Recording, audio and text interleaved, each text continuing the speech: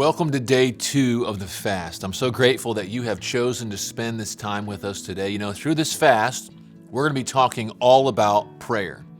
And then on Sunday mornings, we'll work through 4 different prayer patterns to guide our prayer time. And this last Sunday, we spoke of Jesus' prayer pattern. If you missed it, I'd encourage you to go back and listen sometime this week. I believe it'll be very beneficial to your prayer life.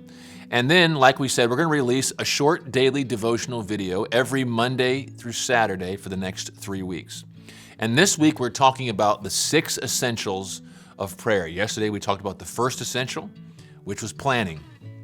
And we talked about how we never accidentally spend time with God, so we need a plan. And today, I want to share briefly about the next essential. It's essential number 2, devotion. Being devoted to something means that you're giving yourself wholly to it. You've dedicated yourself to it. For example, I was devoted to basketball for a good portion of the first 22 years of my life. Now, not so much anymore, but what did that entail for me? Well, it wasn't that I practiced all day long, but it was something I gave myself to almost every day. Whether that was practicing, weightlifting, working on my conditioning, or choking down nasty tasting 2,000 calorie protein shakes to try and gain weight. I was devoted. And we can all probably name things we have devoted ourselves to over the years. And in the same way, God calls us to devote ourselves to prayer. I find it interesting that the word devoted is used 10 times in the New Testament, and 5 of the passages relate to prayer. Let's look at a few. In Acts, after Jesus ascended to heaven, it says, all these with one accord were devoting themselves to prayer together with the women and Mary, the mother of Jesus, and his brothers. Another passage, they devoted themselves to the apostles' teaching and to fellowship and to the breaking of bread and prayer. Another passage in Colossians, devote yourselves to prayer, being watchful and thankful. So just a small sampling shows us that it's normal for a Christian to be devoted to prayer. So let me ask, would you say that you are devoted to prayer? Most of us probably have room to grow in this area. Now quickly, let me give you a few reasons why we should all devote ourselves to prayer. Here's reason number 1, because prayer is a biblical command.